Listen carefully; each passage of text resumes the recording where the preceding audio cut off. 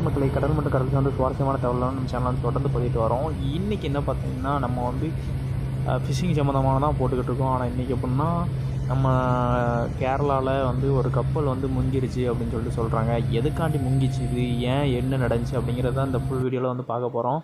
அதாவது இந்த கப்பலோட நேமு பார்த்திங்கன்னா எம்எஸ்சி. அப்படின்னா எம்எஸ்சினா இது பெரிய எப்படி சொல்கிறது, ஒரு சரக்கு கப்பலோட கம்பெனி. எம்எஸ்சிங்கிறது ஒரு ஸ்டாண்டர்டான கம்பெனி. அந்த கம்பெனியோட கப்பல் வந்து திருவனந்தபுரம் பக்கத்தில் உள்ள விழிஞ்சம் அப்படிங்கிற ஒரு துறைமுகத்துலேருந்து கிளம்புது. அதாவது என்னைக்கு கிளம்புதுன்னா 23ஆம் தேதி கிளம்புது அந்த கப்பல். 23ஆம் தேதி கிளம்புன கப்பல் வந்து அந்த 23ஆம் தேதி போய்கிட்டு இருக்கும்போது, அதாவது விழிஞ்சம் துறைமுகத்துலேருந்து கொச்சினை நோக்கி போய்கிட்டு இருக்கும்போதே ஏதோ இன்ஜின் கோளாறு கணக்காக ஆகிருது ஷிப்பில். அதோட வந்து ஷிப்பு வந்து காற்று அடிக்கிற திசைக்கு நேராக அப்படியே வழிய ஆரம்பிச்சிருது. இந்த டைமில் வந்து காற்று வேகம் வந்து அதிகமாக இருக்குது. அதனால தான் அலையும் அதிகமாக இருக்கிறனால வந்து ஷிப்பு வந்து நிலைதடைய ஆகிறது. அது மட்டும் இல்லாமல் வந்து ஷிப்பில் வந்து தண்ணி கூட வந்துருச்சு அப்படிங்கிறாங்க. கீழே வந்து ஏதோ ஒரு இதாக இருக்குது, ஹோல் ஏதோ விழுந்திருக்கு, அதனால் தண்ணி உள்ளே வந்திருக்கலாம், அதனால் வந்து ஒரு சைடு வந்து சரிஞ்சிருச்சு அப்படிங்கிறாங்க. இன்னும் வந்து இன்வெஸ்டிகேஷன் வந்து போய்கிட்டு தான் இருக்குது. இன்னும் அதுக்கான கரெக்டான ஆன்சர் வந்து எதுவுமே சொல்லலை. இப்போ இந்த ஷிப்பில் பார்த்தீங்கன்னா 650 கண்டெய்னர் கிட்டே ஏற்றிட்டு போயிருக்காங்க. கண்டெய்னர்னால் அந்த பாக்ஸாக இருக்கிற அந்த கண்டெய்னர் வந்து 650 கண்டெய்னர் ஏற்றி போட்டிருக்காங்க. அது எல்லாமே வந்து ஹை டேஞ்சரஸ் கார்கோ அப்படின்னு சொல்லிட்டு சொல்கிறாங்க. அது மட்டும் இல்லாமல் இதில் வந்து லிக்யூடு அந்த மாதிரி ஐட்டங்கள் வந்து ஏற்றிட்டு போக முடியாது. இதில் வந்து லிக்யூடு சொல்கிறாங்க, ஆனால் 450 டன் மெட்ரிக் டன் அளவுள்ள எரிபொருள் இருந்துச்சு அப்படிங்க. அதாவது அந்த கப்பலை வந்து இயக்க தேவையான வந்து எரிபொருள் வச்சுருப்பாங்க. இன்ஜினுக்கு தேவையான எரிபொருள், ஜென்ரேட்டருக்கு தேவையான எரிபொருள்லாம் வச்சுருப்பாங்க. அந்த எரிபொருள் வந்து 450 மெட்ரிக் டன் வந்து உள்ளே வச்சுருந்துருக்காங்க. அது கடலில் கலக்கிற அபாயமும் இருக்குது அப்படின்னு சொல்லிட்டு இருக்காங்க.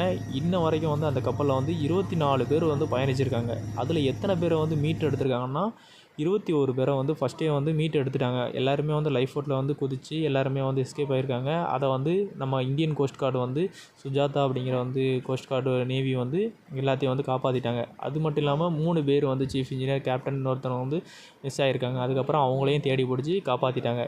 இப்போ வந்து உயிர் சேதம் எதுவுமே இல்லை. இருந்தாலும் அதில் இருக்கிற டேஞ்சரஸ் கார்கோ மறுபடியும் அதில் இருக்கிற அந்த 450 மெட்ரிக் டன் உள்ள எரிபொருள் எல்லாமே வந்து கடலில் கலக்கக்கூடிய அபாயம் இருக்குது. அதனால் வந்து இப்போ விரைந்து செயல்பட்டுக்கிட்டு இருக்காங்க.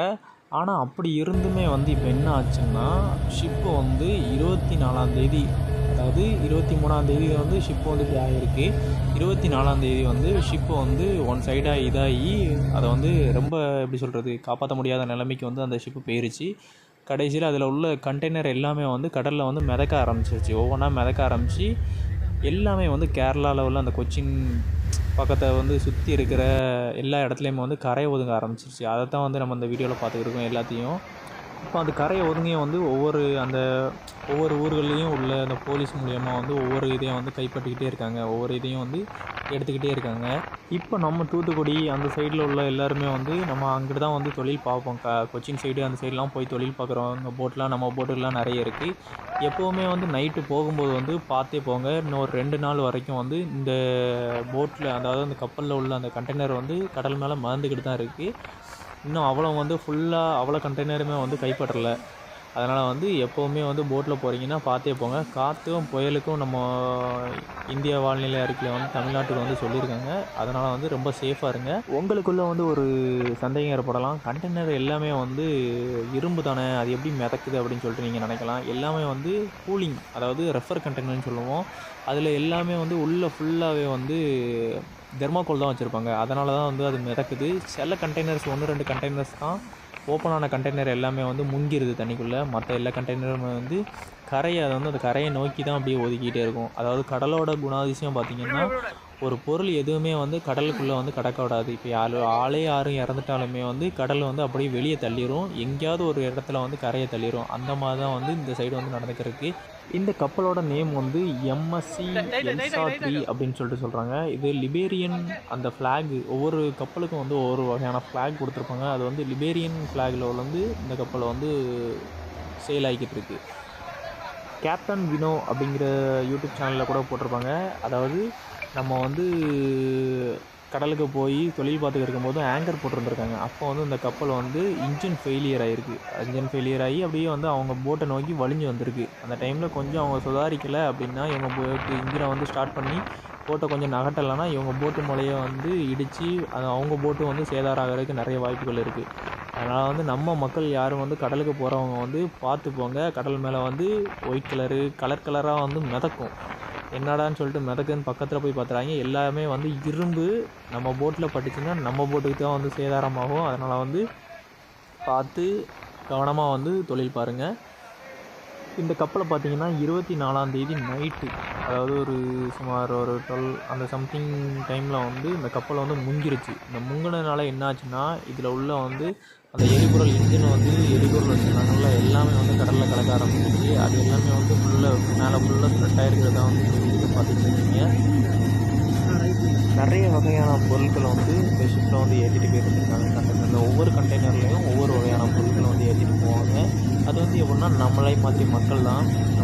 மக்களை வந்து எக்ஸ்போர்ட் பிஸ்னஸ் பண்ணுறவங்க வந்து இங்கேருந்து ஒரு பொருளை வந்து இன்னொரு இடத்துக்கு வந்து கொண்டு போவாங்க. அதாவது இந்த கப்பல் வந்து எந்த சைடெலாம் போகும்னா, நம்ம கொச்சின், அடுத்து இலங்கை அந்த சைடெலாம் போகக்கூடிய கப்பல். அப்படியே வந்து அங்கே வரைக்கும் போகிறதுக்கு வந்து எக்ஸ்போர்ட் பண்ணுவாங்க. இங்கேருந்து ஒரு பொருளை வாங்கி அங்கே விற்கிறதுக்கு அப்படி ஏற்றிட்டு போகிறது தான். சரி, அப்போ இந்த பொருளெல்லாம் கடலில் வீணாக கலந்துட்டே, இந்த கடலில் கலந்த எல்லா பொருட்களுக்கும் வந்து அவங்க வந்து இன்சூரன்ஸ் வந்து வாங்கி வச்சுருப்பாங்க. இன்சூரன்ஸ் போட்டு தான் வந்து அனுப்பியிருப்பாங்க.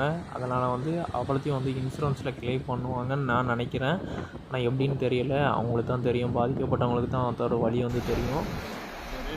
அடுத்தடுத்த வீடியோவில் வந்து நம்ம கண்டெய்னர் வந்து நிறைய வந்து ஒதுங்கி இருக்குது. அது எப்படி ஒதுங்கி இருக்குது என்ன ஏதுங்கிறத வந்து காட்டியிருக்கோம். நீங்கள் மறக்காமல் வந்து அந்த வீடியோக்களை வந்து தொடர்ந்து பாருங்கள்.